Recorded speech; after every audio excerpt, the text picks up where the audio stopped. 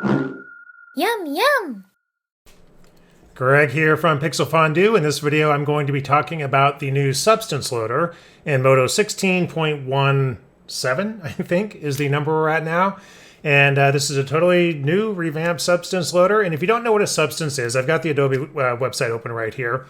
When you do texturing, you're used to using bitmaps, right? So you may use something like Quixel. So if I bring up Quixel Bridge, you'll see something like, these ground textures. These are scanned textures, and you can, download them, and you can get roughness and normal, just the PBR texturing, right? Roughness, normal, albedo, these different maps. And they're usually, you can choose your resolution, like 2K or 4K or whatever. But you're stuck with what you got. Whatever they scanned in, that's what you have. A substance is a little bit different. It's got a procedural nature to it. So if we look at the substances here on the Adobe website, you can see it kind of looks the same on the shader balls, but when you delve into it a little bit, these are generated in a program called Substance Designer, which many of you probably use or at least know about. And you can also probably make some in Painter as well. And there's a procedural nature to them in that there's generally some color presets involved. Like here you can see it's just one substance, but there's different color presets and various parameters that go into making these can be exposed to the user. So just one substance can result in a lot of different textures, right? So they're actually very flexible, whereas the scanned images are just what you see is what you get. Another thing that's kind of interesting is some of the files are just really minuscule, like just kilobytes in size, because they're just procedurally just little programs that generate these textures. So if I look at some of the other things here, let's look at like some ceramics. If I were to select one of these, we'll just grab like this nice yellow one here. You'll see that it's got a little button for web player, and here you can see what some of the parameters that are exposed are, and you'll be able to play with these in Modo. So you'll actually be able to load this substance into Modo and do things like adjust the tile gap or the random offsets or the rotation offsets, things like that. Roughness variation. You can change the colors. Like I said, there's just a lot of flexibility in these. They're really pretty cool. The other thing is you don't need Substance Painter or Substance Designer to use these. Now, I do think you need a subscription to those programs to download from the Adobe site like I'm doing here. But you can buy Substance packs on places like Flipped Normals or ArtStation, and which I've downloaded a couple of those, and I'll show those as well. So you can actually take advantage of this without having to dish out for Substance Designer or Substance Painter. So, all right, I'm back here in Modo, so let me show you how this works. You can pop open your little kits button in the upper right. The toolbar, you see this little green icon, and there's our substance kit. You can create a substance from here, but that's not really how you're going to do it. You'll do it in the shader tree like you normally do. Although you can do it from here. And it has some nice little buttons here. You can switch your engine from CPU to GPU. You can access there's links to the 3D asset library, the community assets, substance downloads, and the manual. So it's a nice little, helpful little toolbar there. But when you're using it, you're actually going to just select a substance from the shader tree. So if I select my gecko here, by the way, this was modeled by William Vaughn. He's a fantastic character modeler on top of everything else. Just press 4 to go into material selection mode. I'm going to click his body, and here it is, gecko base. And I'm going to add a substance right here from add layer like you normally would, and it's under the special category. You'll see the word substance there. Click that. You'll see this little green material icon there. So it's important to remember that this is a material. So you don't actually need this material anymore. The substance layer acts as a material, and you'll see it has all the material properties you would normally expect to see, like diffuse amount and roughness and displacement amplitude, all that stuff. So you can just leave it on top, or you can delete this one if it bothers you. It doesn't really matter. It's overwriting it. And you'll see at the top tab here, you'll have a little button that says load SBAR. That'll load our substance into the scene, the ones that we download from the Adobe site or Flip Normals or whatever. I've got a whole folder of them. So I'm going to load up, we'll start with how about frog skin? That'll work with our gecko here. So I've got the frog skin substance loaded. You'll see some changes over here. Now, if I drag down, you'll see these outputs, right? These are the channels we're used to texturing. If I go further, you'll see outputs here, these channels with check marks on them. What that means is these channels are available. The little substance procedural node graph is saying these channels are available for this substance, so I can load those in. So instead of loading in like a normal map and a roughness map and something like that, if you're doing PBR texturing from Quixel, With substances, you just check the ones you want, and it'll create the image for you. So I want the base color, I click it, and there we go. I've got frog skin base color right there. If I want normal, I just click normal. If I want roughness, I've got roughness. There we go. If I want ambient occlusion, that'll bring it in as a diffuse amount channel, which is great. So that's how ambient occlusion should work in Modo. And you'll see that it's pretty low res. And up here, I've got an output size channel here. And I can just drop down and pick something higher, like 2048. And that'll just snap into a higher resolution, just like that. So again, this is sort of the procedural nature of a substance. You can change the dynamic resolution, the resolution on the fly. You don't have to just replace all your 4K maps with 2K maps or whatever. You just change it right here. If you want to move faster, you can set it to something lower. If you're ready to render, you can crank it up to 4096 and it'll just re-render all those image maps you've selected here. It's really pretty cool. And you can also tweak all these. So, depending on the substance or the author of the substance, they'll usually, like I said, expose some channels for tweaking. So here I can tweak the base color, whatever, make it more of a red gecko if I want to. I can, tweak the color variation. I can tweak the dot size or whatever. So 0.33, make it smaller than it was. We've got a very different looking skin. So this is like all the kind of cool stuff you can do with a substance that you can't do with just an image map, right?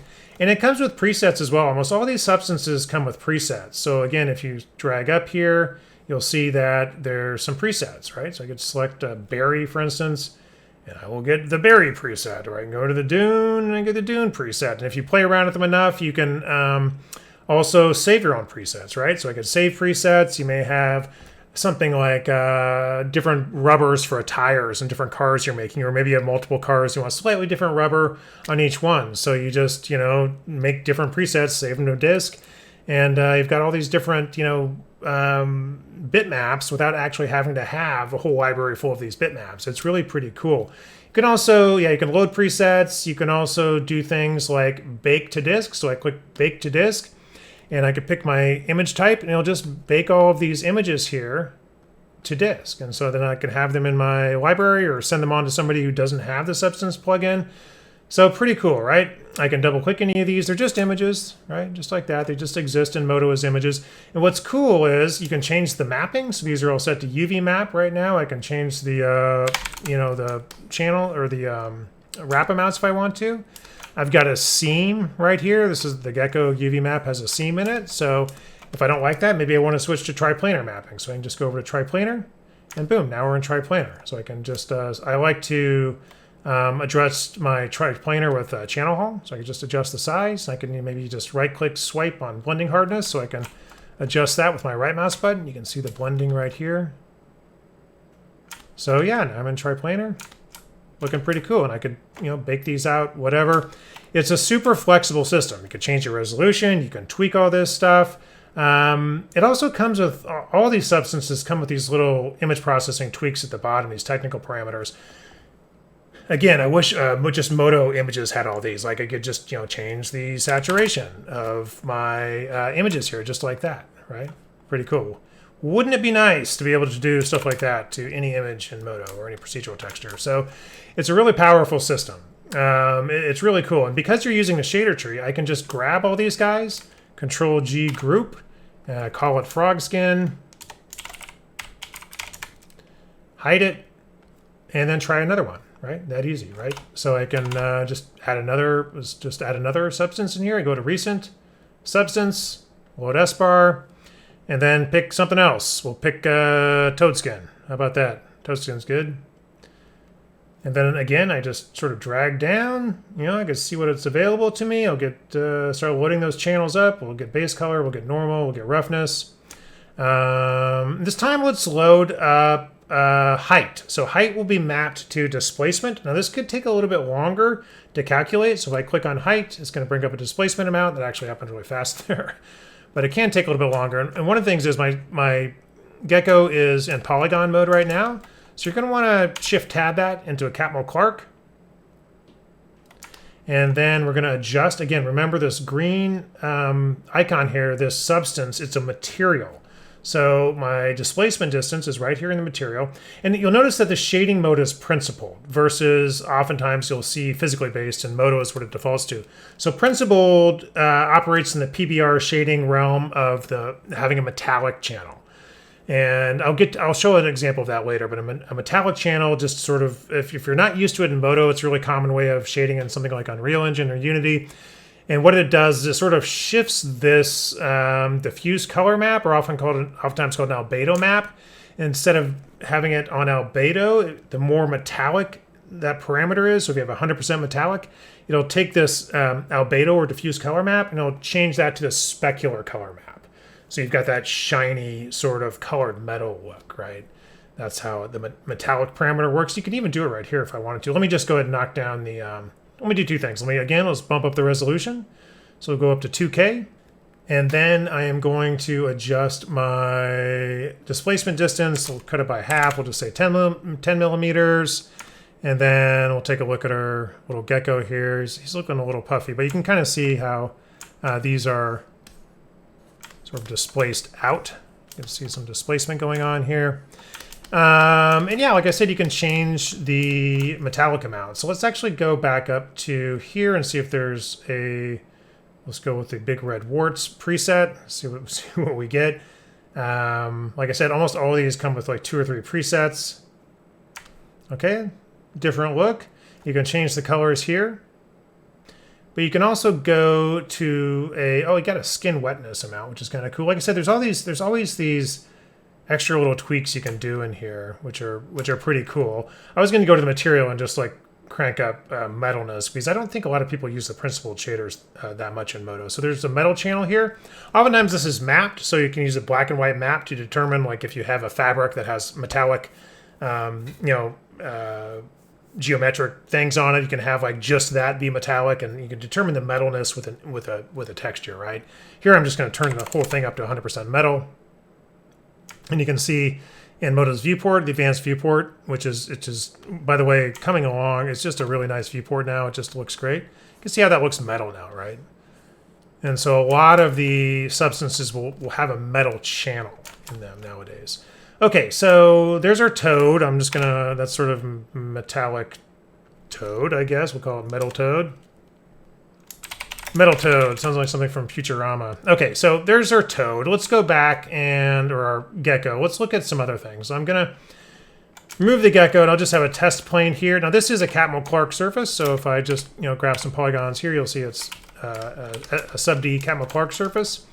And I'm going to load up a more realistic looking substance as well, because the frog stuff, the toad stuff looks cool. You can see some of the procedural nature, but it's not like a realistic texture. But there are very realistic textures in substance. So let's just go to my plane material here, and let's add a substance. And then we'll load an S-bar. Let me find like cracked volcanic rock face. That sounds good. We'll add that. And again, let's take a look at the channels we can load. So that's what's available. Let's load up base color. Let's load up normal. Let's load up roughness. And let's do height on this one as well. So I'm going to do a couple of things. I'm going to bump up my resolution to 2048. Just like that. So now we're looking, it's pretty realistic, right? That's a very realistic looking rock face. And I'm going to do a couple of things with my displacement map. One, I'm going to change the, actually let's go to the material and let's change the displacement distance. Let's crank it up a little bit. Let's make it 0.1. So you see that whole thing just kind of jumped up. One of the things you can do with displacement maps is you can go to the range, low value to high value. And if you set your low value to -100 and the high value at 100, it'll sort of equalize that 50% gray in the middle is 0. Get sort of, I think, a better looking displacement on some of these. It won't just push everything up. It'll push the dark values down and the white values up, if that makes sense. And I think it's just a little bit high there. So let me just knock it down a little bit, maybe 0.06 or something. And you'll see, like, it's a really nice looking realistic rock face. And again, you've got all the advantages of being able to, we'll go to our presets here. We can go to like a wet gray stone. And it's all just within one file. You can also have, this will have some tweaks as well. It's got a main color here. It's got some different roughness and metal and height ranges. Just a lot of stuff to kind of play around with to get the look that you're going for. And go to Dusty Stone. Now, if you ever like do too much, you can always just reload the S bar or go to Reset Substance. It'll just put everything back to default, including the output size. We can bump that back up to 2048. And yeah, let me just load up one more here and just group these. We'll call this Volcanic Rock. Maybe load up a desert one I think I saw. So again, another substance. And load the S bar. And it's pretty addictive to play with these because there's just so many for download or for purchase, and they have so many variations. And there's just a lot you can do with this plugin. It's super useful. Like I said, you don't have to own Substance to use it, which is the nice thing. We'll just load up the height on this one as well.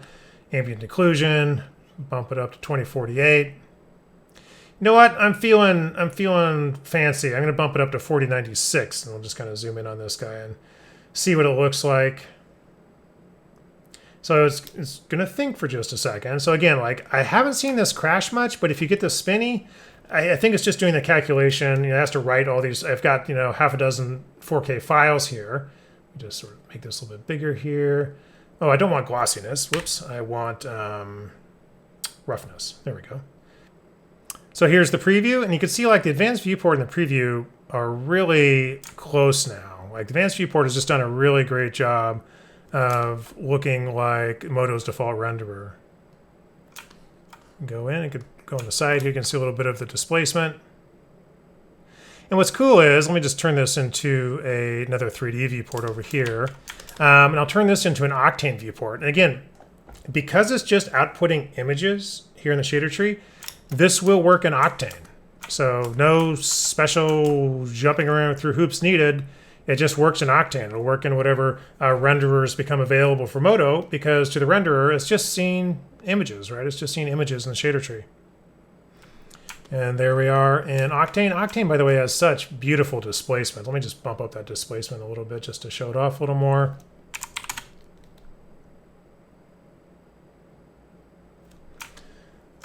There we go. Another thing you can do in Modo here is Open Subdiv actually works quite well in Modo, and it works rather quickly. So I can go over to the Surface tab for the geometry, and I can click Add Open Subdiv. And so Open Subdiv is just a new algorithm, or it's not a new algorithm, it's just a different algorithm for calculating the subdivision surfaces. I could do things like bump up the subdiv level to something like 5. And you can see like that resolution really increasing in the viewport here, right? So it was at 2, but I crank it up to 5. And I get a much more accurate view of what that looks like. And it's really fast. Like the Open Subdiv in Modo works really quickly. And like I said, Octane's displacement is just insanely fast. All right, so let's move on. Let's see what else we can do. Let me just get rid of Octane here and go back to just single viewport. And let me hide my plane. So like I said, you don't need to own Substance. You can just download S-bars from a place like Flip Normals, which I think is my favorite asset site. So I bought some rope S-bars from there. So let's just take a look at what a couple of those look like for fun. Special, Substance, load the S-bar, and we'll just, let's try rope number 5. Sounds like a lucky pick. Gonna load up my base color and my normal and my glossiness. I'm sorry, not glossiness. I want roughness. By the way, I clicked glossiness by accident and it added the glossiness image. I can select it and delete it, or I could just click here and it'll remove it, right? Uncheck it, it'll remove it. Get roughness, which is what I want. And go in here and adjust my my tiling, because it's a long rope. Maybe we'll do 0.01 and 0.1 or something like that. Up my resolution to 2K. Yeah, looking pretty good. Okay, let me just change my wraps. I think I'm off by an order of magnitude there. Maybe 0.1 and 1, and there we go. So, I can add displacement map to that if I want to, or whatever. But and again, I think I got all of these. Let me just grab these and group them and call it rope 5. think it was, and I think I got it for $4, you know? So there's a ton of these online, and so it makes, again, this plugin is very useful for you, even if you don't own Substance Designer. I have Substance Designer. I have no idea how to use it. I don't think I've ever even loaded it up. I do use Painter occasionally. Let's do a sci-fi rope. Sounds good. But, you know, I can see myself using this quite a bit. In fact, I already have. I had some medical videos for some clients that needed some like internal like skin textures, organ textures, and just got them off the Adobe Substance site and tweaked them a little bit, and they looked awesome. Yeah, all right, sci-fi, looks good. Bump it up just a little bit. Corrugated cables look good in the alien ship corridor, although I think I would make these black. And again, they'll probably have a tweak here. Yeah, so you just tweak these, make them darker. So you don't know if they're alien tentacles or not. You've got, you know, kind of dirt level. You've got all these just little tweaky things here as well. So yeah, cool. Last but not least, I've got this cool, you know, concept motorcycle from Jan. Jan is this insanely talented subdivision service modeler. Does a lot of high-end film VFX work, but he's donating some of his personal assets to Foundry to include with Modo. So Modo 17, you'll get some really cool assets from Jan. I'm going to use this bike right here. I'm just going to press 4 to select the material for that red paint, and we'll see what we've got in terms of a substance for like a car paint. So I'll just go Add Layer, Special Substance, and then I'll load up my S-bar I downloaded earlier. Car Solid Paint Printed. Let's give that a shot. We'll load up the base color and the normal and the roughness and a metallic map. We'll see. We've got a height map. I don't really want that. So yeah, we'll just stick normal flake. That's interesting. I wonder if it'll load up multiple normal maps to be... Here, sometimes you'll have channels that, you know, don't necessarily correspond to something in Modo, the principled shader, that they may correspond to something in Substance Designer, but I think we could set a normal flake to a normal map as well, surface shading normal, and then set the effect layer to blending layer to normal map blend. Have a blend on top of the previous normal map. Now, none of these are showing up in the viewport, which tells me I don't have a UV map on the motorcycle, so I can just change them to triplanar. I'm also going to bump up the resolution before I do that to 2K. And I'll grab all of these guys and just go to the locator and go from UV to triplanar. And then lastly, I can just type in a like 0.3 or so. Maybe that's too little. Maybe like a 0.5 for the triplanar scale. And yeah, there we go. Pretty cool, right? You can also channel hold these. If I want to do it interactively. Something like that. And so there's a lot of different substances for, you know, industrial or mechanical type materials. You can do rubber, you can do metal, lots of paints, stuff like that. So let me just sub D this a little bit so you can see those sweet curves on here. But so, you know, like I said, the Substance plugin allows you to bring in substances. The advantage that they have over something like Quixel is the procedural nature of them. You can dynamically change the resolution. You can tweak them with all the little channels that are exposed. You can add and save presets. A lot of them take up a very tiny amount of disk space. And of course, you can create your own if you know how to use Substance Designer. So a great addition for Modo 16.17. I'm glad they brought the Substance plugin back. And yeah, happy substancing. And again, like I said, you don't need Substance. You don't need to own Substance Designer or the Adobe Substance package to use these. You can just, you know, buy them on places like Flip Normals or ArtStation. Yum, yum!